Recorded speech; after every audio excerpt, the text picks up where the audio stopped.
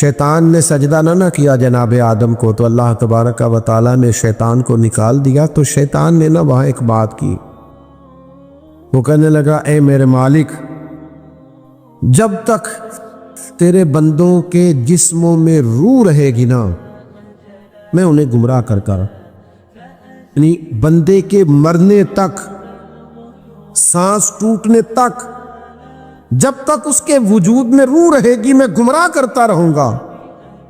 نبی کریم علیہ السلام فرماتے ہیں جب شیطان نے کہا نا کہ جب تک ان کے جسموں میں روح رہے گی میں انہیں گمراہ کرتا رہوں گا، تو حضور فرماتے ہیں رب کریم نے فرمایا سونو لعین، پھر مجھے بھی میری عزت اور جلال کی قسم، یہ جب تک مجھ سے معافی مانگتے رہیں گے میں انہیں معاف کرتا رہوں گا۔ فرمایا میں انہیں معاف کرتا رہوں گا، جب یہ معافی مانگیں گے نا، یہ آئیں گے چند آنسو بہائیں گے، رب معاف فرما دے گا۔ قرآن مجید نے فرمایا یا ایھا الذین آمنوا اتقوا اللہ وکونوا مع الصادقین۔ سنو یہ قرآن پاک ہے، ادھر دیکھو نوجوانوں، چھوڑو موبائل، یا میری بات پہ توجہ کرو۔ فرمایا اے ایمان والو اللہ سے ڈرو اور سچوں کی سنگت اختیار کرو، اپنے لیے علماء کی صحبتیں تلاش کرو۔ آپ کا عقیدہ اس وقت ڈگمگاتا ہے جب آپ کا یارانہ اس بندے سے لگتا ہے جس کا عقیدہ ٹھیک نہیں ہوتا۔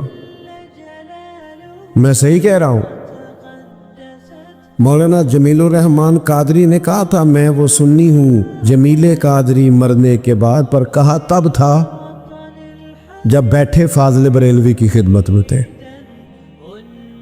ہمارے نوجوانوں کو نا لوگ گمراہ کرتے ہیں، انہیں کہتے ہیں چھوڑو ہمارے ملک میں جس کی لاٹھی اس کی بھینس، جیسے پیسہ کمایا جاتا ہے کماؤ۔ بددیانتی پر لوگوں کو ابھارا جاتا ہے، بری صحبتیں، بری سنگتیں، برے لوگ، وہ زمانہ ہی ایسے ہے جی۔ میرے بھائی نیکیاں جمہوری نہیں ہوتی، نیکیاں جمہوری نہیں ہوتی کہ سارے کریں گے تو میں کروں گا۔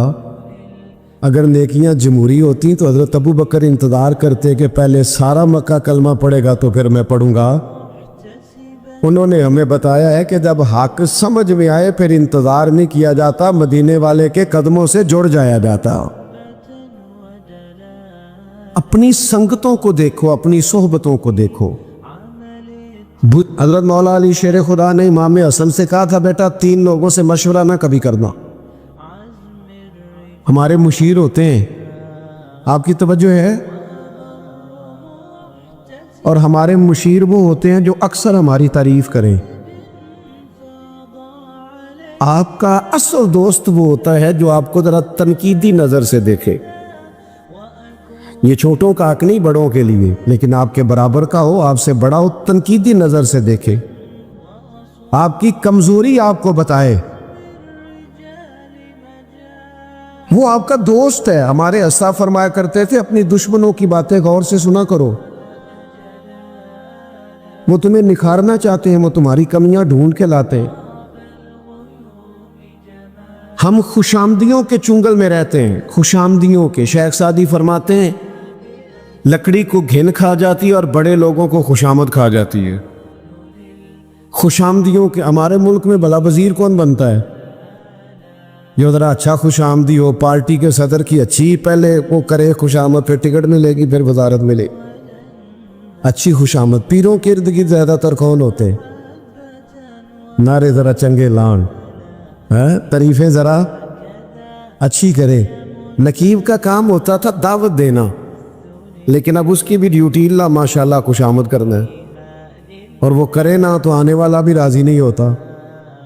میرے عزیز یاد رکھیے گا، حضرت شیر خدا مولا علی رضی اللہ تعالیٰ عنہ نے امام حسن سے فرمایا بیٹا 3 لوگوں سے مشورہ نہیں کرنا۔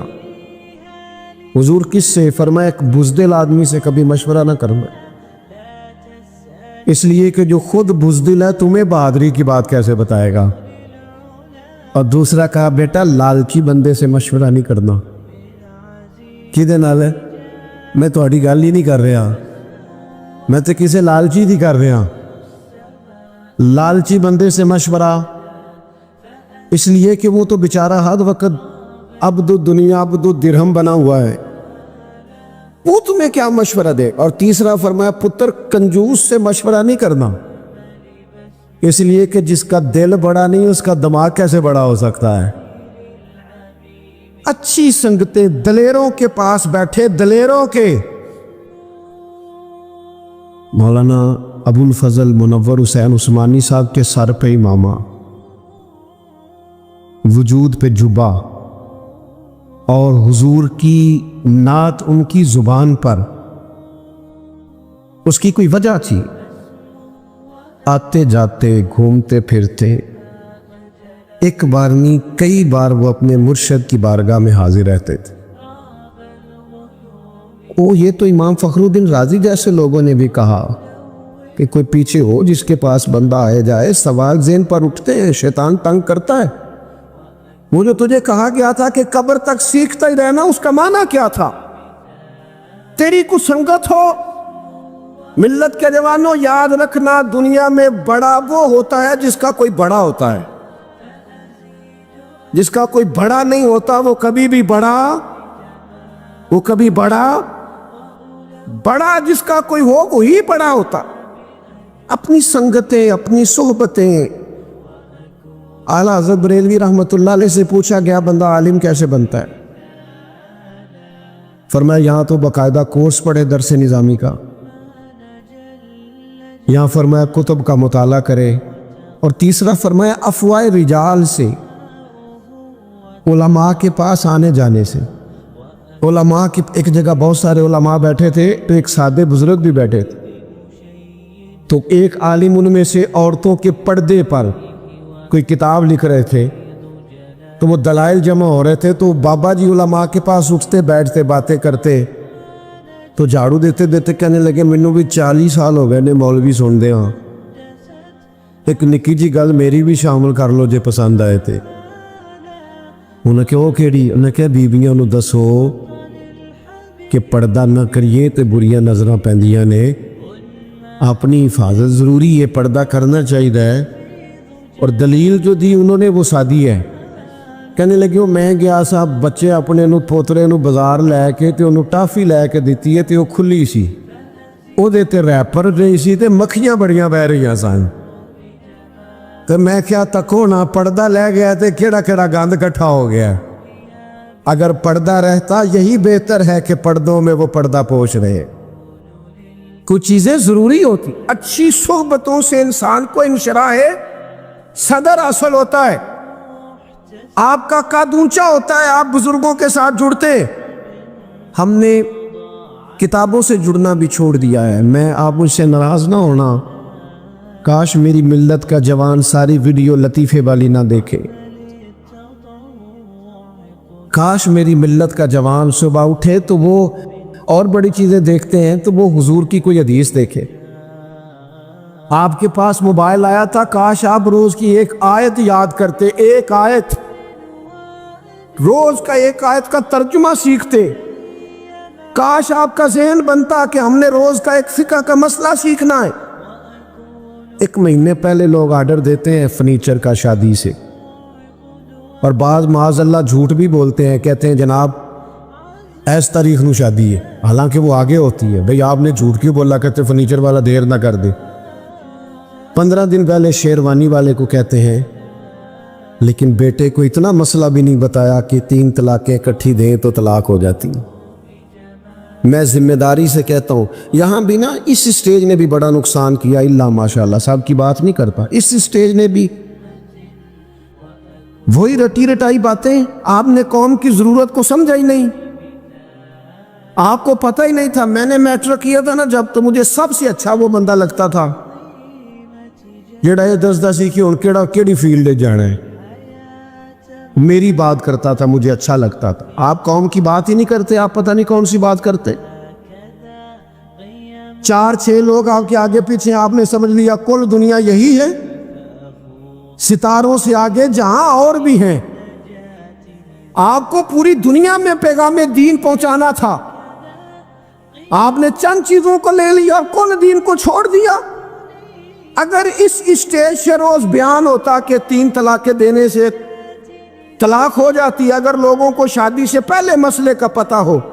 میں ذمہ داری سے کہتا ہوں بہت سارے لوگ سوچیں طلاق دینے سے پہلے انہیں پتہ ہی نہیں ہوتا, اتنا بھی نہیں پتہ ہوتا. کیوں کہ ہم نے تو وہ والا مسئلہ بیان کرنا جدھر جیسی نا وہ نقیب دوڑ کے ادھر چلا جاتا ہے پھر دوڑ کے ادھر آ جاتا ہے کہ تیاری پھاڑ لو بھئی کی ہونے لگا ہے. میں جملہ دینے لگا. بھئی تو جملہ دینے لگا ہے کہ تو بمب چلانے لگا ہے, کوئی تو جملہ رہن دے, تو اللہ رسول دی گل سنا. کوئی مذاق بنایا ہوا ہے آپ نے. آپ اس اسٹیج کو کیا سمجھتے ہیں؟ یہ کوئی فن کا مظاہرہ کرنے کا اسٹیج ہے؟ یہ غزالی زمان علامہ احمد سعید کاظمی کا اسٹیج ہے.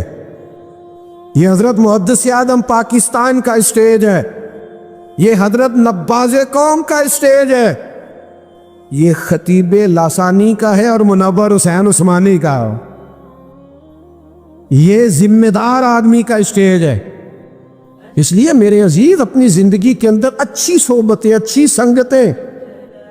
میں نے بہت سارے لوگ ایسے زندگی میں دیکھے ہیں جو لوگوں کی باتوں کی وجہ سے اذیت میں آ گئے, تکلیف کا شکار ہو گئے. اور میں اور آپ تو کسی کھاتے میں نہیں. حضرت ابو بکر صدیق رضی اللہ تعالیٰ عنہ جیسے لوگ, افضل البشر بعد الانبیاء بالتحقیق حضرت صدیق اکبر. آپ قرآن مجید 30ویں پارے کی تلاوت میں یہ بات دیکھیں گے کہ جب حضرت ابو بکر صدیق نے غریب غلاموں کو خرید کر آزاد کرنا شروع کیا, حضرت بلال حبشی کو, حضرت عامر بن فہیرہ کو اور کچھ غلاموں کو خرید کر آزاد کیا, تو لوگ کہنے لگے کہ یہ بلال نے کبھی کوئی احسان کیا ہوگا ابو بکر پر, تبھی تو خرید کے آزاد کیا ہے, ورنہ کیا ضرورت تھی اتنے پیسے لگانے کی, کوئی تو بات ہوگی. اللہ تعالیٰ نے اس کا بھی قرآن مجید میں اعلان فرمایا ابو بکر نے جو کیا ہے رب کی رضا کے لیے کیا ہے. تو گفتگو کرنا, بات کرنا لوگوں کا اتنا یہ خطرناک مزاج ہے. ایک جملہ کہہ کے لوگ سائڈ پہ ہو جاتے ہیں, بندہ بیچارہ ساری رات تڑپتا رہتا ہے. ایک فکرے کا تبصرہ کر کے لوگ کونے میں چھپ جاتے ہیں, اور کسی آدمی کے لیے وہ اسے سولی پہ لٹکا جاتے ہیں. اپنی زبان کے تیروں سے لوگ پریشان کرتے. پہلے تو اللہ سے یہ معافی مانگے کہ رب اس جرم سے ہمیں محفوظ فرمائے. اور اب تو لوگوں کی زبانیں اتنی لمبی ہو گئیں کہ وہ صحابہ تک چلی گئی ہیں, اہل بیت نبوت تک چلی گئی. تبصروں کے شوق میں لوگوں نے یہ دیکھا ہی نہیں کہ میری حیثیت کیا ہے اور میں بات کس کی کر رہا ہوں, میری اوقات کیا ہے اور میں تبصرہ کس پہ کر رہا ہوں. بے باک ہونا اور بات ہے اور بدتمیز ہونا, ان دونوں میں فرق ہوتا ہے. تو میرے عزیز ایک تو اس سے پرہیز کریں. اور کہیں گے اب ہوتا کیا ہے, ہم اس کا نفسیاتی اثر لیتے ہیں, ہم اس کا اثر لیتے ہیں. میں اکثر کہتا ہوں سارے لوگ ہی کانوں کے کچے ہوتے ہیں, کچھ تھوڑے زیادہ ہوتے ہیں, کچھ تھوڑے کم ہوتے ہیں. اور بعض لوگ کہتے ہیں اتنے لوگ فلانے بندے کی بات مانتے ہیں. تو میں نے کہا دنیا میں تو آج بھی کافر زیادہ ہیں, کافر زیادہ ہیں, شیطان کے پیروکار آج بھی. تو زیادہ ہونا کوئی آپ کی دلیل ہے ہمیشہ؟ یہ کیا بات ہوئی کہ فلانے کی اتنے لوگ بات مانتے ہیں؟ یہاں تو میں نے یہ دیکھا ہے اس معاشرے میں کہ جھوٹے سے جھوٹا آدمی, اس کے بھی فالور ہوتے ہیں. دغے باز سے دغے باز بندہ, اس کے بھی گویوں کے فالور, اداکاروں کے فالور, فلانے کے فالور. اس کا یہ تو بھئی انسان کا مزاج ہے. ہر بندہ کانوں کا کچا ہے, کوئی تھوڑا زیادہ کچا ہے, کوئی تھوڑا کم کچا ہے. تو باتیں تو ہوگی, لوگ منہ میں زبان رکھتے ہیں تو گفتگو تو کریں گے. اب یہ اثر لینے والے پہ ہے کہ وہ اس کا اثر کس طرح کا لیتا ہے. ہمارے ہاں بڑے بڑے سمجھدار لوگ نفسیاتی ہو جاتے ہیں, بڑی بڑی سمجھدار خواتین نفسیاتی ہو جاتی ہیں. میری ساس باتیں کرتی ہے, میری نند باتیں کرتی ہے, مجھے فلانا باتیں کرتا ہے, مجھے فلانا. بھائی باتیں, جس کے منہ میں زبان ہے اس نے بات تو کرنی ہے. اب آپ نے کیوں یہ دعویٰ کر لیا ہے کہ آپ اتنے اونچے چلے جائیں کہ آپ کو بات ہی کوئی نہ کرے؟ کیا حرج ہے اس میں؟ اگر کوئی آپ کو بات کر دے تو کیا ہیں ہم, کسی نے کر لی تو پھر کیا ہوا؟ اس کا اتنا اثر قبول کرنا کہ ساری رات سونا ہی نہ, پریشان ہو جانا. اور بعض لوگ ایسے ہیں جنہیں اتنی باتیں نہیں ہوتی جتنی انہیں ٹینشن ہوتی ہے. یعنی وہ دو بندے کونے میں کھڑے ہیں تو میری ہی بات کر رہے, او بھائی کوئی اتنا اہم نہیں ہے, انہیں کوئی اور کام بھی ہو سکتا ہے. تیری بات ہی انہوں نے کرنی. بلا وجہ لوگ سمجھتے ہیں کہ میں بڑا اہم آدمی ہوں, وہاں بھی مجھ پہ تبصرہ ہو رہا ہے, یہاں بھی ہو رہا ہے. اس پہلو سے باہر آئیں, اس کمپلیکس سے نکل آئیں. ابن حزم کہتے ہیں کہ مصر میں ایک تاجر بڑا کامیاب ہو گیا تھا, بڑا کامیاب تاجر ہو گیا. تو زندگی میں جتنے لوگ بھی کامیاب ہوتے ہیں ان سے حسد ہوتا ہے.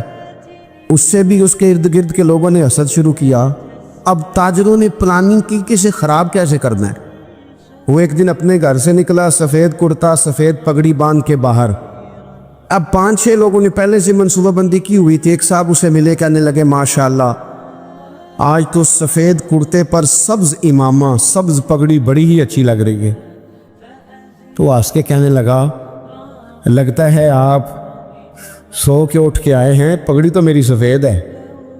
اس نے کہا چلو پگڑی تو سبز ہی ہے, باقی آپ نہیں مانتے تو آپ کی مرضی. وہ آگے بڑھا. تو اب چونکہ پلاننگ تھی تو ایک شخص اور ملا. اس نے کہا کیا بات ہے, سفید کرتے پر آپ کا پیلے رنگ کا امامہ کیا جچتا ہے. اس نے کہا یار کو خدا کا خوف کر. ہنس کے کہا کیا ہو گیا, تیری اینک کا نمبر تو نہیں تبدیل ہونے والا ہوا؟ او بھائی میں نے تو سفید کرتا اور سفید ہی امامہ باندھا ہے. اب 2-3 لوگوں کی دفعہ تو وہ مسکرایا, لیکن وہ ڈھیر سارے لوگوں نے منصوبہ بندی کی تھی. وہ جب چوتھے کے پاس گیا تو اس نے بھی کہا کہ کیا بات ہے سفید کرتے پر پیلے رنگ کے امامے کی. اس نے کہا پیلا کہاں ہے. اب وہ غصے ہونے لگا. اب وہ چھٹے کے پاس گیا تو اس نے کہا جناب کیا بات ہے سفید کرتا اور کالا امامہ. اب وہ غصے میں اتنا باولا ہوا کہ پہلے ہنسا, پھر رویا, پھر اسے سمجھ نہ آئی کہ دکان کا تالا کس چابی سے میں نے کھولنا.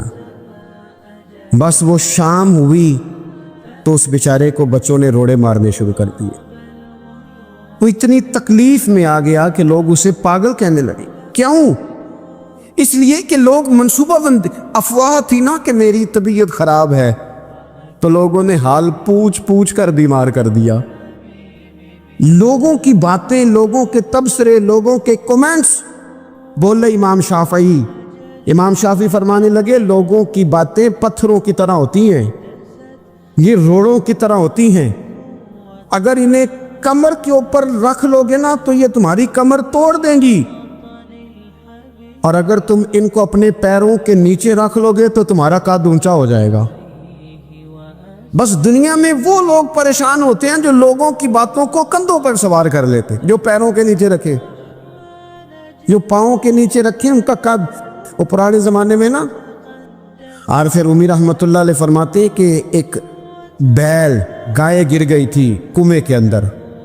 تو اب وہ لوگ اس کو نکال تو نہیں سکتے تھے, تو انہوں نے اس طرح کیا کہ مٹی ڈالنی شروع کر دی کہ اب بدبو آئے گی, پریشانی ہوگی, تو اس کو بند کر دیتے ہیں اندر ہی کنویں کو. کنواں نئی جگہ پہ کھود لیتے ہیں. انہوں نے جب اس کے اندر مٹی ڈالی نا تو وہ گائیں جو تھی وہ مٹی جھاڑ کے تو مٹی کے اوپر آ گئی. انہوں نے پھر مٹی ڈالی تو وہ تھوڑی اور اوپر آ گئی, اور مٹی ڈالی تو اور وہ مٹی ڈالتے گئے اور گائیں وہاں سے کنویں سے باہر آ گئی. لوگوں نے دفن کرنا چاہا, وہ باہر نکل آئی. او میرے بھائی, لوگ بھی اپنی باتوں میں دفن کرنا چاہتے ہیں, لیکن یاد رکھنا جو چمکنے والے تھے وہ چمکتے ہی رہے. جن کو اللہ نے عزت دی تھی ان کی گھٹائی کوئی نہیں سکا.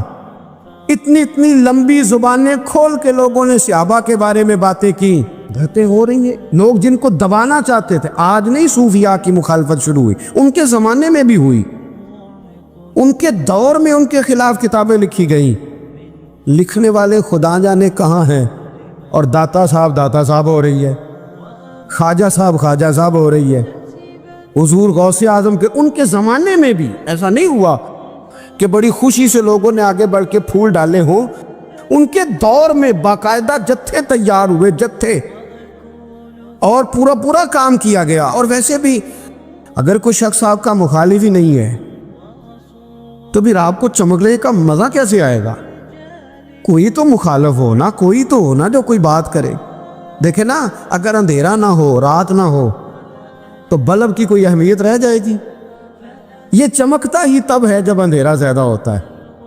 ہم کہتے ہیں اندھیرا ہو گیا, اور بھائی تجھے چمکنے کا موقع دیا ہے اندھیرے نے, تجھے اس نے عروج دیا، تندی باد مخالف سے نہ گھبرا اے عقاب، یہ تو چلتی ہے تجھے اونچا اڑانے کے لیے، تو باتوں سے پریشان نہ ہو۔ میں نے کہا کہ اگر آپ باتوں کا پہاڑ بنا کے اوپر سوار ہو جائیں گے نا تو قد اونچا کریں گی باتیں۔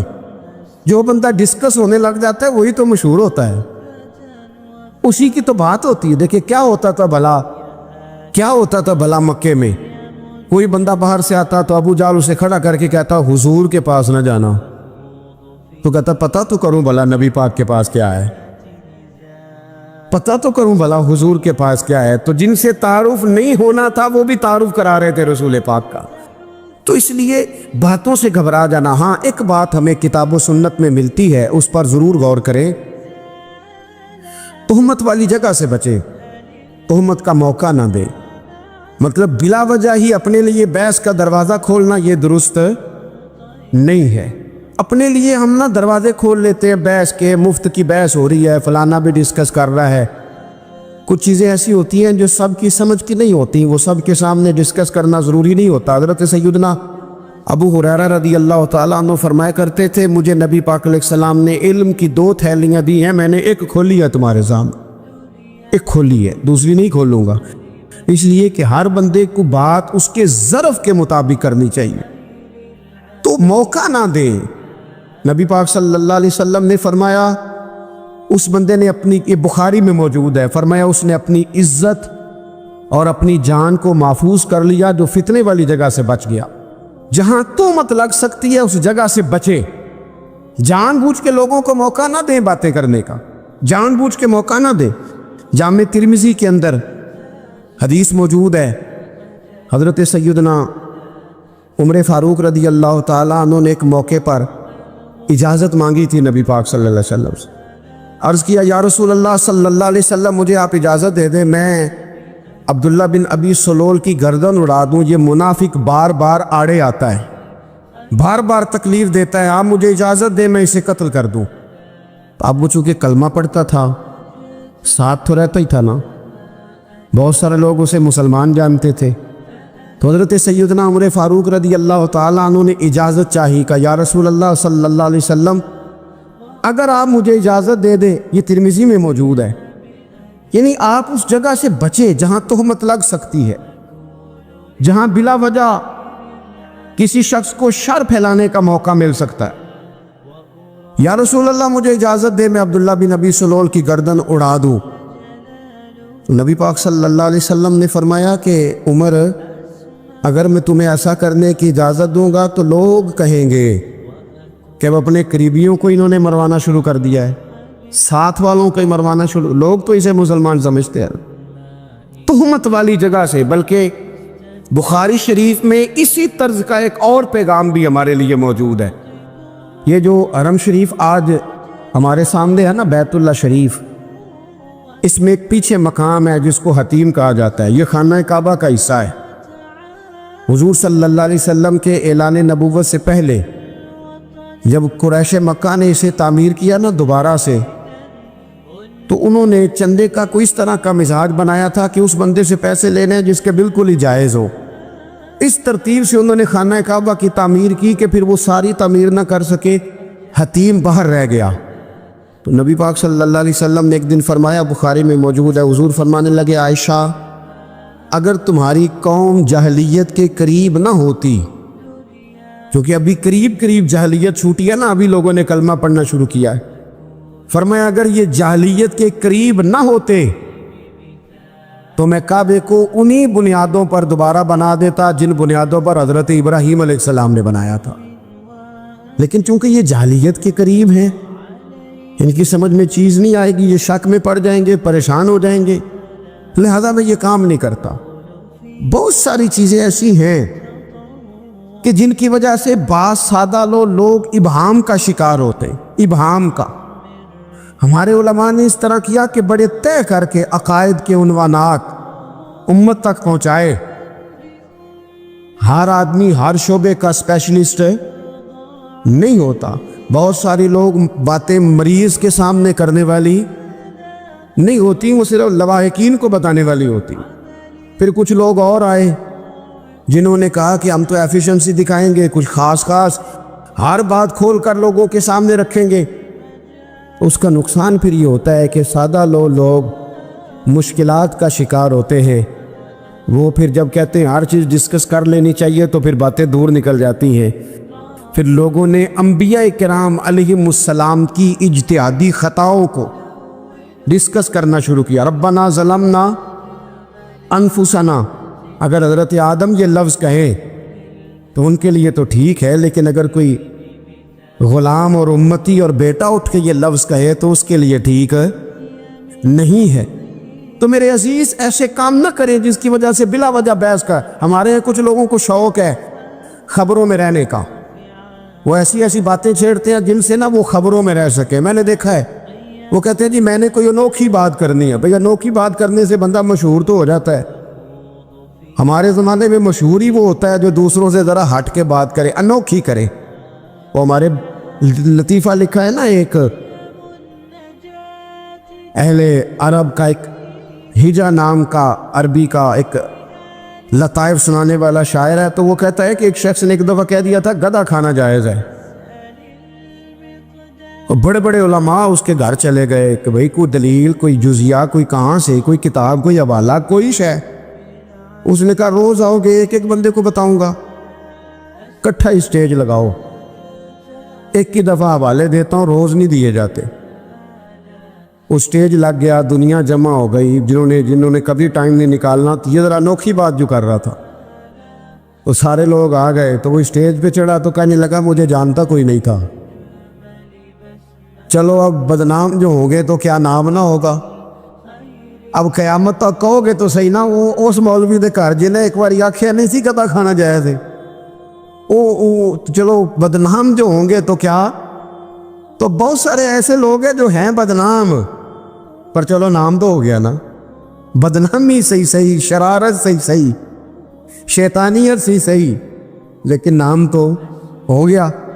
تو اس لیے کوئی ایسا انوکھا کام جس سے لوگوں کی، میں آپ سے بڑی گزارش سے عرض کروں، اعلیٰ حضرت بریلوی رحمۃ اللہ علیہ نا لالٹین کے اندر مٹی کا تیل جلایا جاتا ہے ہمارے ہاں، تو مٹی کا تیل ظاہر ہے اس سے بدبو آتی ہے، تو مسجد میں وہ جلانا جائز نہیں تھا۔ تو ایک صاحب ارنڈی کا تیل لائے، وہ خوشبو والا ہوتا ہے، وہ لا کے انہوں نے نا اعلیٰ حضرت بریلوی رحمۃ اللہ علیہ کو لالٹین میں ڈال کے دیا اور کہا کہ یہ مسجد میں اس کو جلاتے ہیں چونکہ اس کے اندر سے خوشبو آتی ہے، بدبو نہیں آتی۔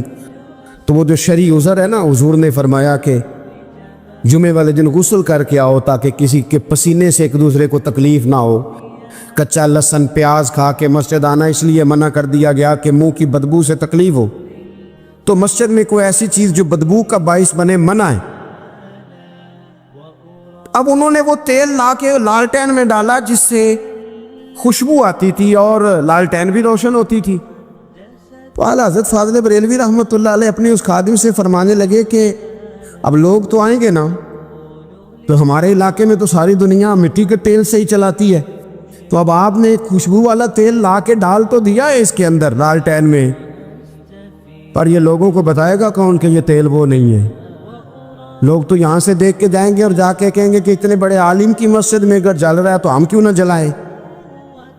تو فرمانے لگے وہ شخص کے حضور پھر حال کیا ہے؟ فرمانے لگے آپ فرضوں کا سلام پھیر کے دعا سے پہلے لالٹین کے پاس کھڑے ہو جائیں، اور جو بندہ گزرے اسے بتاتے جائیں کہ یہ مٹی کا تیل نہیں، یہ مٹی کا تیل نہیں، یہ مٹی کا تیل۔ ہر شخص کے ذہن تک بات اتر جائے تاکہ لوگ کسی ایسی چیز کا شکار نہ ہو جائیں جس سے کہ ان کے مزاج میں کوئی غیر شرعی چیز عروج پکڑ لے۔ تو میرے عزیز ہم نہ کچھ بدگمانیاں لوگوں کے اندر لوگ ڈالتے ہیں۔ ہمارے ہاں بالخصوص پاکستان میں جب سے سیاسی فرقہ واریت شروع ہوئی ہے، سیاسی، ہماری قوم کا مزاج اتنی بری طرح خراب کیا گیا ہے۔ ہمارے نوجوان بچے جو بڑے سنجیدہ پڑھے لکھے، ان کی گفتگو اپنے سیاسی مخالف کے بارے میں اتنی لوز کر دی گئی ہے، اتنی کمزور کر دی گئی، اتنی خوفناک کر دی گئی ہے کہ اس طرح تو کبھی نہیں ہوا تھا۔ یہ مزاج جو لوگوں کو دیا جا رہا ہے، قومیں اپنے اخلاق کے طور پر زندہ رہتی ہیں، بد اخلاقیاں کبھی بھی انسانوں کو اونچا کر سکتی، پیچھے رہ جاتے ہیں لوگ۔ تہذیب کسی سوسائٹی کا حسن ہوتا ہے، اور اگر ایک سیاسی مخالف کے لیے آپ کا یہ والا مزاج بن جائے، اپنے سیاسی قد کو اونچا کرنے کے لیے آپ ان چیزوں کا سہارا لیں، یہ درست نہیں ہے۔ اخلاقی رویے میں کہوں گا کسی بھی سیاسی جماعت سے وابستگی ہے وہ 100% رکھے جو اس کی سمجھ میں آتی ہے، لیکن اپنے اخلاقی مزاج کو کبھی کمزور نہ ہونے دے، اخلاقی رویہ کبھی کمزور نہ ہونے دے۔ یہ کیسے ہو سکتا ہے؟ دیکھیں ابو جہل، ابو لہب، عتبہ، عتیبہ، شیبہ، وہ وہی باتیں کر سکتے تھے جو ان کے مزاج کی تھیں، جو آج تک لوگ کسی بھی دیندار کے بارے میں کرتے ہیں۔ تو انہوں نے وہی باتیں آ کے کی تھی جناب ابو طالب کے ساتھ۔ انہوں نے کہا تھا کہ اگر معاذ اللہ ان کو دولت چاہیے تو ہم دیتے ہیں۔ بڑے سے بڑے مخلص آدمی پر آج لوگ دعویٰ نہیں کرتے کہ دولت کے لیے لگا ہوا ہے۔ انہوں نے کہا دولت چاہیے تو دیتے ہیں، اگر کسی خاتون سے نکاح کرنا چاہتے ہیں تو کرا دیتے ہیں، سرداری چاہیے تو دے دیتے ہیں۔ اب یہ سوچ ہی اتنی ہے، اس سے آگے جاتی نہیں۔ وہ معاذ اللہ حضور کے بارے میں اور بھی باتیں کرتے، یہ شاعر ہیں، یہ جادوگر ہیں، یہ فلاں ہیں، لیکن میرے نبی پاک علیہ الصلوۃ والسلام نے کبھی بھی ان کی ذاتی زندگی کو ڈسکس نہیں کیا، کبھی نہیں کیا۔ ابو جہل شراب پیتا تھا، لیکن حضور نے کبھی سوسائٹی میں یہ بات لوگوں کے سامنے بیان نہیں کی۔ وہ لوگوں کے پیسے دبا لیتا تھا، کئی جگہوں پہ حضور نے پیسے نکلوا کے دیے، لیکن جگہ جگہ گلی گلی کھڑے ہو کے حضور نے یہ نہیں فرمایا کہ یہ اس طرح کا ہے۔ آپ اپنے مخالفین کے بارے میں ضرور کلیم کریں، ثبوت کے ساتھ ضرور بات کریں، یہ ضروری ہے، لیکن آپ کا رویہ اتنا گرا ہوا نہیں ہونا چاہیے کہ لوگ سمجھیں کہ یہ قوم تو اخلاق سے ہٹ گئی ہے۔ آپ اختلاف کریں، لیکن اختلاف کے بھی آداب ہوتے ہیں، اس ادب کے دائرے کے اندر ہے کہ صحابہ کے بیچ بھی رائے کا اختلاف ہو جاتا ہے، ہو جایا کرتا ہے۔ حضور اس اختلاف کو قبول کرتے، بھئی ہو جاتا ہے رائے کا اختلاف اپنوں میں، لیکن اس کے اندر انسان توہین پہ اتر آئے، اس کا لہجہ اس طرح کا ہو جائے جس طرح کی بازاری گفتگو کی جاتی ہے، تو محسوس ہوتا ہے کہ یہ تربیت کا فقدان ہے۔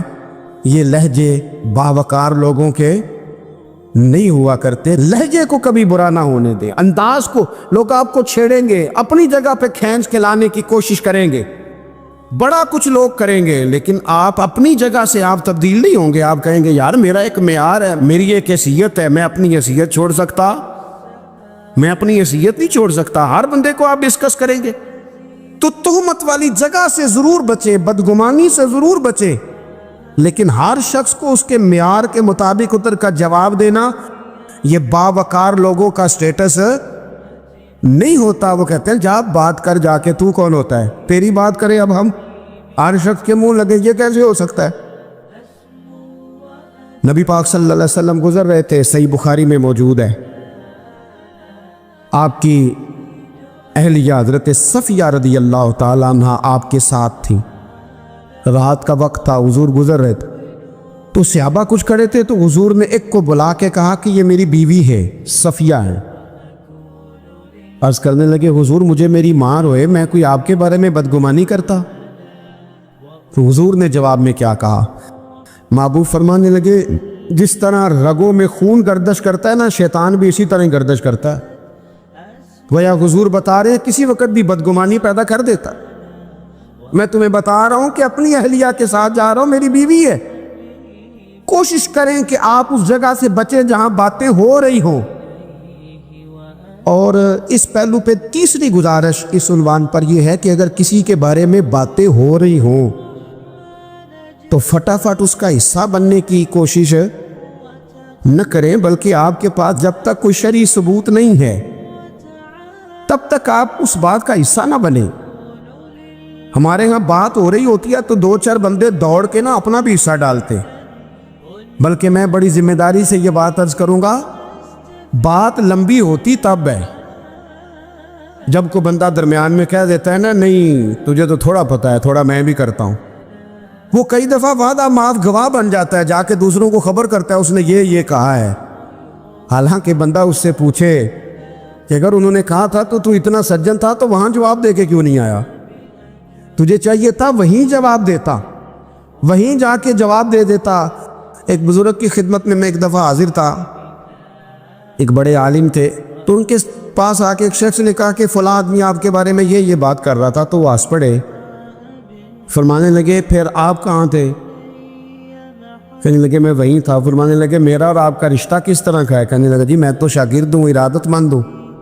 تو فرمانے لگے پھر آپ میرے پاس سوال لے کے آ گئے ہیں، آپ نے وہاں جواب کوئی نہیں دیا۔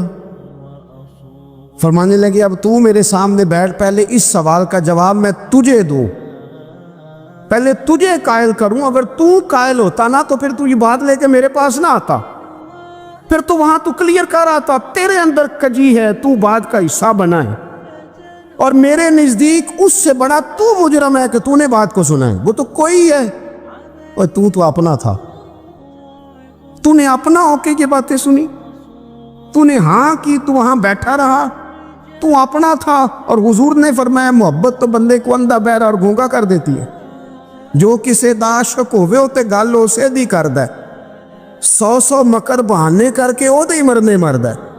تو نے سن کیسے لی؟ تیرے کانوں نے گوارا کیا؟ پہلے تو تو مطمئن ہو نا، تو اگر مطمئن ہوتا تو بات آگے وہیں جواب دے کے آتا، جب تو ہی غیر مطمئن ہے تو میں کسی اور کو کیا جواب دوں؟